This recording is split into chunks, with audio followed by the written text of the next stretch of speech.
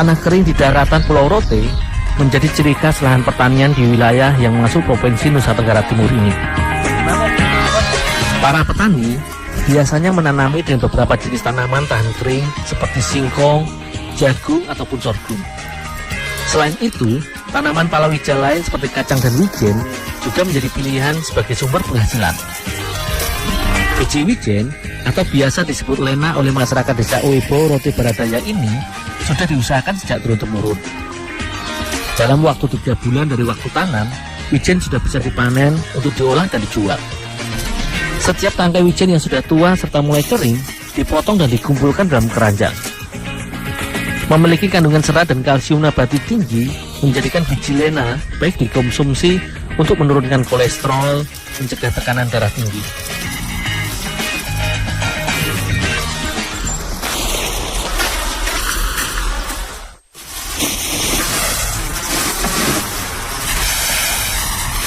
Untuk bisa diambil bijinya, wijen yang sudah tua ini akan dijemur.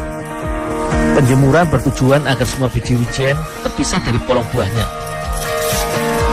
Untuk mempermudah proses penjemuran dan memisahkan biji dengan kulitnya, maka batang lena yang baru dipanen ini perlu diikat lebih dahulu.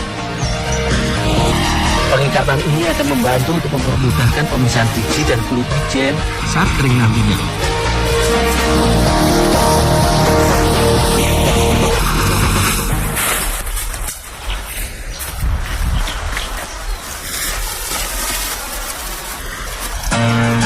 Ikatan batang wijen dijemur dan diletakkan serta disusun di atas para kayu. Jika sedang musim panas, butuh sekitar 3 hari untuk mengeringkan lena ini. Semua wijen yang sudah dijemur 3 hari sebelumnya telah kering dan berwarna coklat tua dan bisa diangkat dari para penjemuran.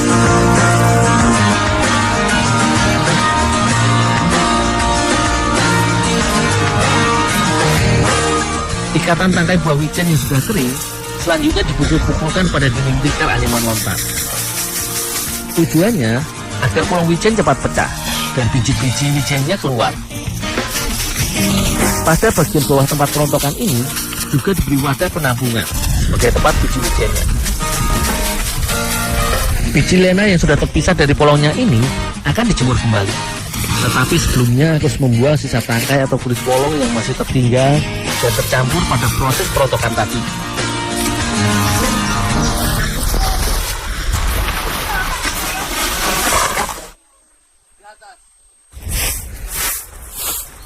Bersama keluarga Ibu Selvin, wijen kering ini akan diolah menjadi makanan khas Rote, yaitu kue lepa.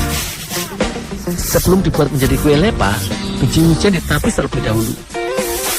Pembersihan dilakukan berkali-kali agar dapat menghasilkan biji wijen yang bersih dan bebas dari kotoran saat dinikmati.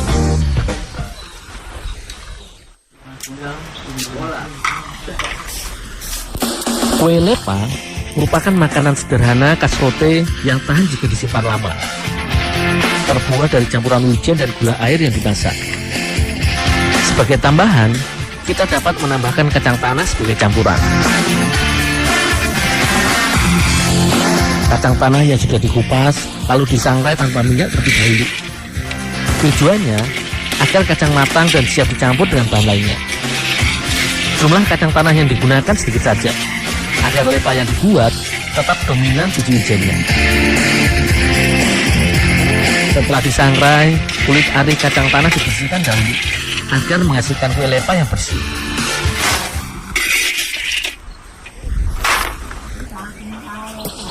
Sama seperti kacang, biji wijen yang sudah kering dan bersih juga disangrai terlebih dahulu. Tujuannya juga untuk mematangkan setiap butir wijen, sehingga siap dimakan dan dimasak dengan bahan lainnya.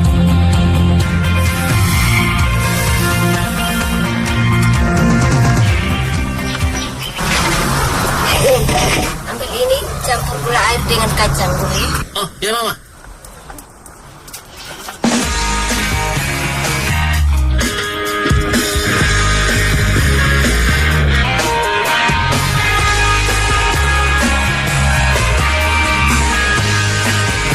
Gula air yang berasal dari air lontar yang dimasak ini digunakan sebagai pemanis sekaligus perekat adonan kue lepa. Gula air dimasak hingga mendidih dan sedikit kering. Setelah itu, barulah kacang tanah dicampurkan terlebih dahulu.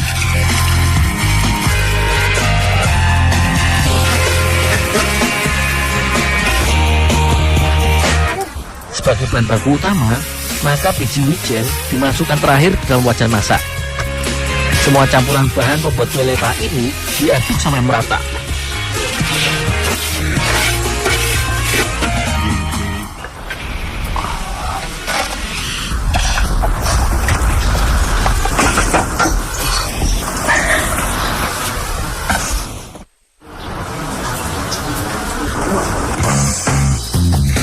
Hasil masakan kue lepa kemudian dibentuk menjadi bulatan-bulatan kecil.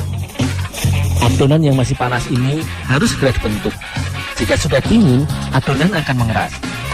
Selain terbuat dari biji wijen, kue lepa juga bisa dibuat dengan menggunakan bahan lain, yaitu kelapa parut.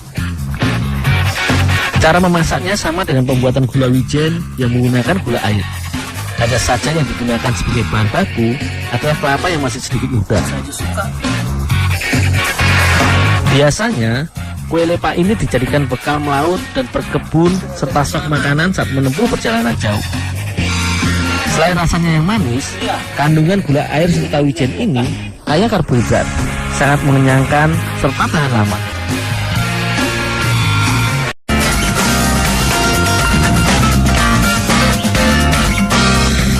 Bubalis atau lebih dikenal dengan kerbau adalah satu hewan ternak yang banyak dikembangkan warga untuk diambil dagingnya. Tetapi di beberapa daerah, susu kerbau juga ikut dimanfaatkan untuk dinikmati kesegarannya. Tidak hanya diminum saat masih segar, susu kerbau bisa dimasak kembali menjadi panganan yang lezat.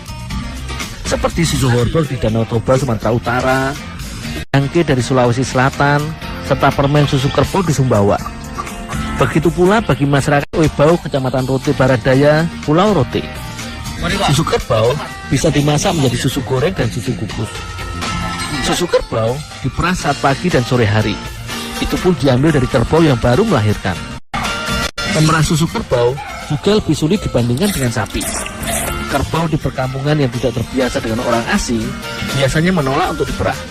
Jadilah aku hanya membantu Pak Soeh memerah susu kerbau miliknya saja. Sudah banyak. Sudah banyak ini? Ya, sudah. Ayo kita olah. Iya, iya. Ya. Yuk.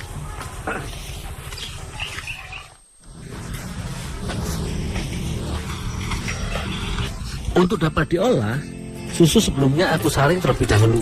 Tujuannya agar kotoran dan sisa bulu kerbau yang tertinggal bisa tersaring. Olahan ataupun susu kerbau segar baik dikonsumsi karena kaya akan vitamin dan mineral serta kalsium yang baik bagi kesehatan tulang dan gigi. Susu kerbau juga bisa menjadi alternatif sumber minuman susu bagi anak-anak yang alergi susu sapi.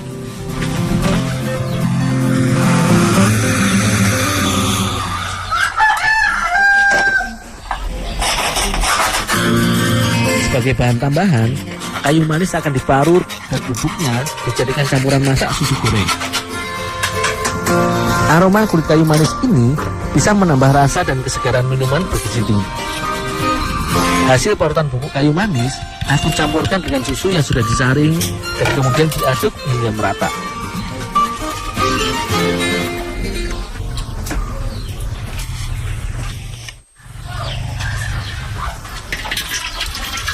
Jika semua bahan sudah siap, maka susu langsung dimasak.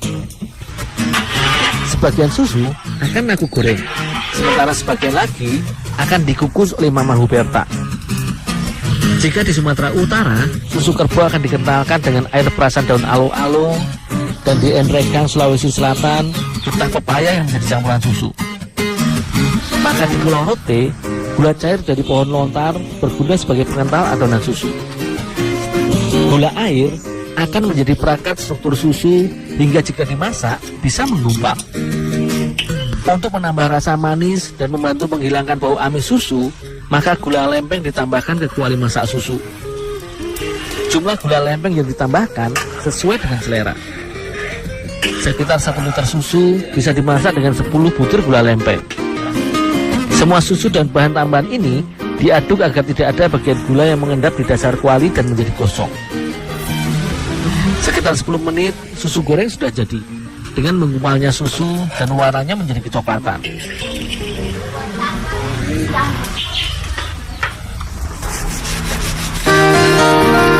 Untuk dibuat menjadi susu kukus, maka bahan tambahan seperti jahe dan serai parut akan dimasukkan ke dalam susu kukus agar aroma dan rasanya sedikit berbeda dengan susu goreng.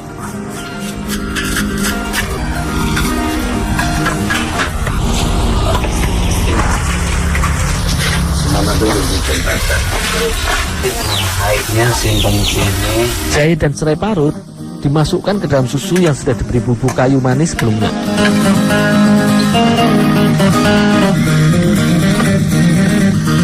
Sama seperti masak susu goreng, maka setengah gelas gula air juga ditambahkan sebagai pengental pada adonan susu kukus.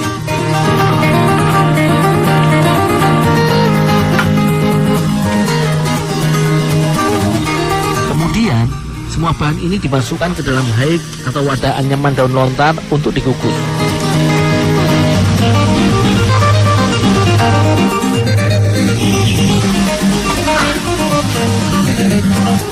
Butuh waktu sekitar 10 menit untuk mengukus susu hingga matang dan mengental.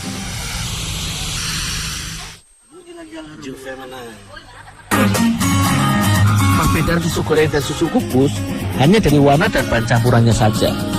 Susu goreng berwarna kecoklatan, sementara susu kukus putih dengan bagian atas berwarna coklat dari warna bubuk kayu manisnya.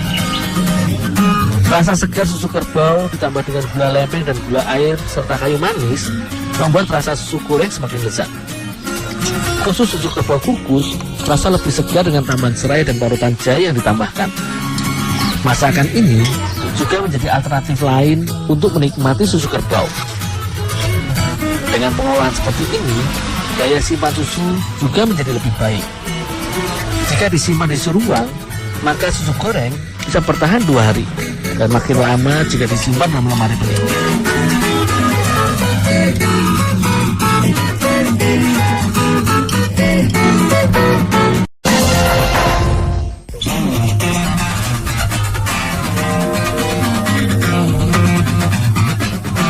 Pulau Rote berada di bagian selatan Pulau Timur Nusa Tenggara Timur yang menjadi salah satu pulau terluar di Indonesia. Sebagian besar masyarakat Rote merupakan nelayan dan petani musiman. Di musim penghujan, warga banyak yang bercocok tanam padi di lahan tanda hujan. Tidak adanya sumber air menjadikan bertanam sawah seperti ini hanya bisa dilakukan 1 tahun sekali saja. Saat aku berkunjung ke Rote, panen wasit panen padi. Lahan pertanian yang ditanamin padi gogo ini merupakan persawahan pada hujan milik warga di beberapa desa yang masuk ke dalam kecamatan Pantai Baru. Padi-padi yang sudah menguning ini siap dipanen, tetapi sayang, serbuan hama belalang membuat para petani dipastikan gagal panen. Biasanya, belalang memang menjadi buruan petani sebagai bahan makanan saat sedang di sawah. Tapi dengan jumlah belalang yang terlalu banyak, tentu saja merugikan petani.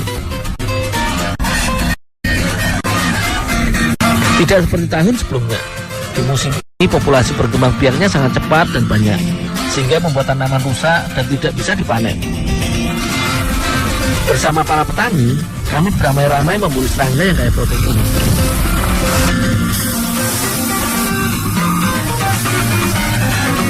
Belalang yang didapat disimpan di dalam tusukan lidi pelepah daun lontar atau kelapa, agar belalang yang masih hidup ini tidak terbang dan terlepas. Mencari belalang saat pagi atau siang hari cukup sulit, karena belalang merupakan serangga diurnal yang biasa beraktivitas dan mencari makan di siang hari. Sehingga harus cepat dan cermat untuk melihat hewan yang gesit melompat berpindah dari satu batang ke batang padi yang lain.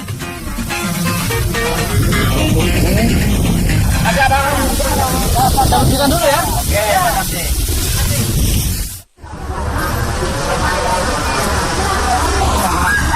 Bagi masyarakat Oibo, Kecamatan Pasir Putih, Pulau Rote ini, belalang biasa dibakar atau digoreng kering saja. Tetapi kali ini, belalang akan kami masak dengan bumbu gulai asam serta belalang masak air gula. Sebelum dimasak, belalang harus dibersihkan terlebih dahulu sayap dan kakinya.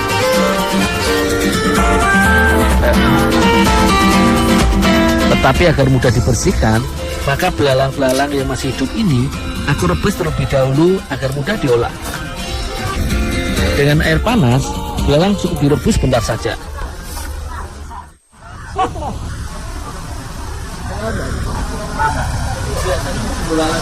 Bagian sayap dan ujung kaki belalang yang berduri harus dibuang karena tidak enak untuk dimakan. Mengkonsumsi belalang yang kaya akan protein ini tentu saja sangat baik bagi pertumbuhan sel-sel organ tubuh. Protein pada belalang akan membantu untuk mengoptimalkan penyerapan dan fungsi gizi dalam tubuh.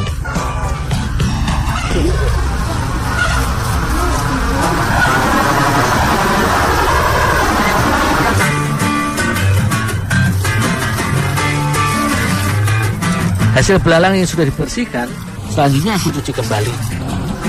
Sisa sayap serta kaki yang tertinggal harus dibuang.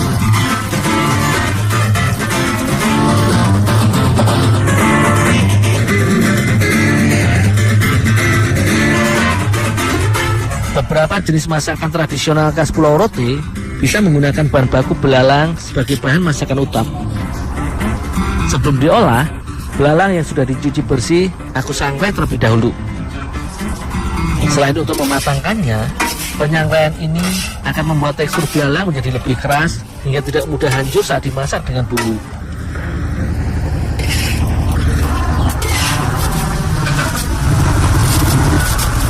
Untuk membuat bumbu belalang masak gula, maka bawang merah, bawang putih, lada serta serai dan garam menjadi rempah penyedap dan menambah rasa. Semua bumbu dihaluskan agar mudah tercampur dengan belalang sangrai nantinya.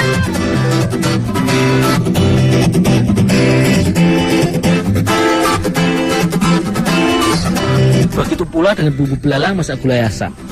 Semua bahan dihaluskan bersamaan.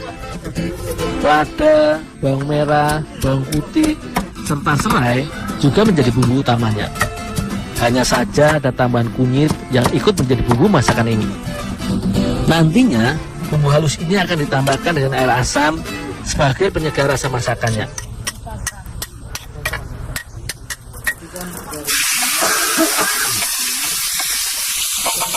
Dengan sedikit minyak, bumbu halus untuk belalang masak gula ditumis hingga harum.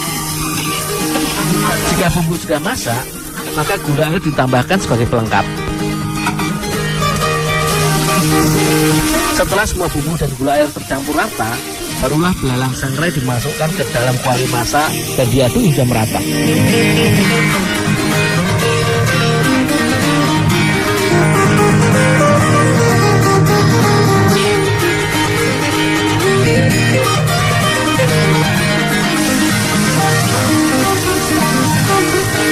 Sebagian belalang sangrai lainnya akan dimasak dengan bumbu kuah asam.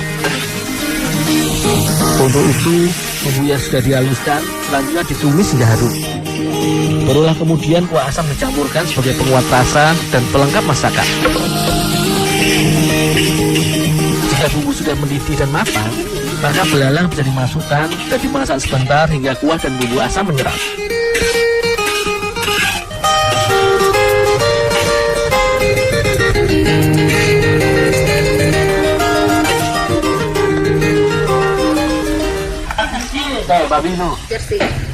Kata mereka.